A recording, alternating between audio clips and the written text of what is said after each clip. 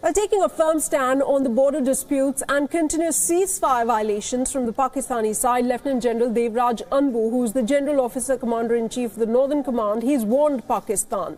Lieutenant General Anbu has said that the Indian Army will breach the line of control and launch strike against enemies whenever the need arises in future. He's made these remarks while addressing a press conference in Udhampur in Jammu and Kashmir.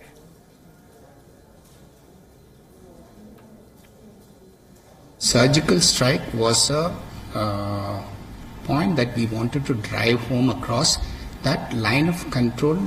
It's not a very line which cannot be breached. When we want to, we will be able to breach and go across and strike them when we need. So that was a message, subtle message we wanted to convey, and we did it.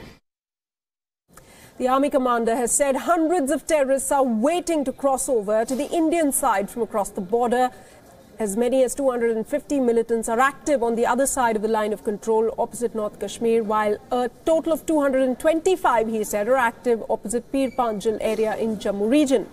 Remember, Rajouri and Poonch districts of Jammu and Kashmir fall in the Pir Panjal belt. He also added that security forces have an edge and an upper hand on militants. In the last 1 year, 144 terrorists have been gunned down by the security forces, including top commanders of many terrorist outfits.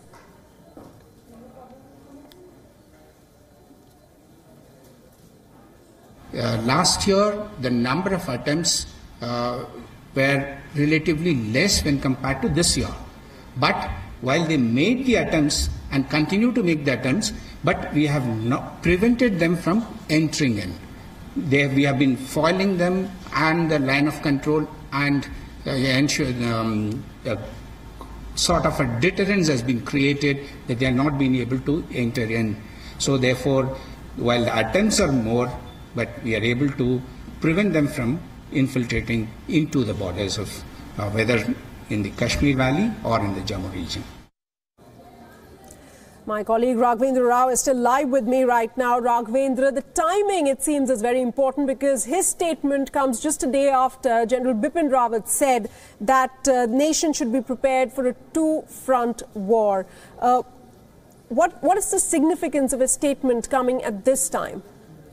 Well, the significance is that, the kind of noises which we are hearing from the Indian defense establishment, the Indian Army, these are messages, these are indications which are being put out for countries who are hostile to India, namely Pakistan and China.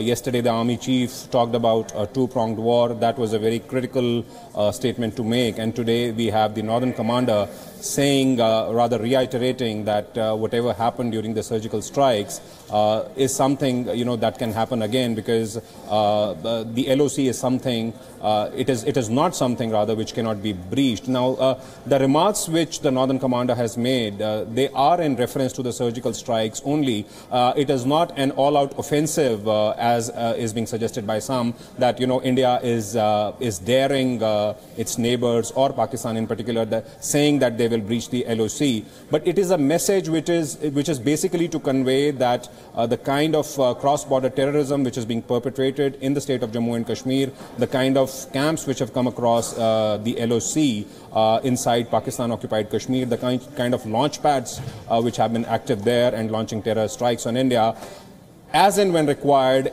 India will not hesitate even to cross the LoC to protect its own security interests and sovereignty. That is the bigger message, but it has to be seen in that context. It has to be seen in the context of the surgical strikes. It is not a fresh statement or an intent saying that we are going to cross the LoC whenever we require or whenever we need, but it is in a context of the surgical strikes which happened last year.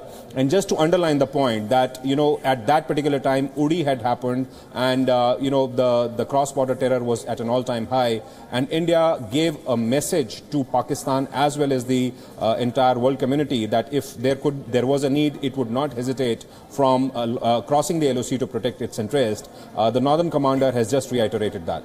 Absolutely. You said it's a stern warning to both China and Pakistan, but later he goes on to talk about the specifics in terms of terrorists that the security forces have eliminated in the past couple of months, and those efforts really, Raghvendra, have stepped up. as far as the security forces, the army is concerned in Jammu and Kashmir.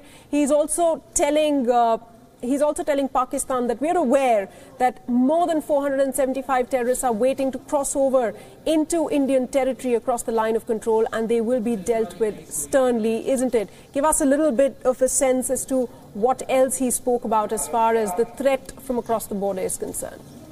Indeed, Sana, and the Northern Commander has talked about the number of these camps, these terror camps across the line of control inside the POK territory, which are not just sustaining themselves but are also increasing in number. And he has talked about how these numbers have been increasing, but he has also underlined the point that as compared to previous years, while the attempts to infiltrate India have been more, the success rate of these infiltration attempts has gone down. But not to discount the fact that intelligence inputs from various agencies do suggest that close to 500 terrorists, 475 is the figure which the Northern Commander has given, but close to 500 terrorists, these are tentative estimates, that these many terrorists are being readied, are being prepared to be launched into Indian territory. Now, these are critical details, and the fact that the Indian Army and the defense establishment has been on a very proactive mode as far as preventing this infiltration is concerned. Right. We have seen several operations in the past few weeks and months, and the kind of preparedness India has been showing of late, there is immense pressure on these groups also to make their presence felt and infiltrate into Indian territory.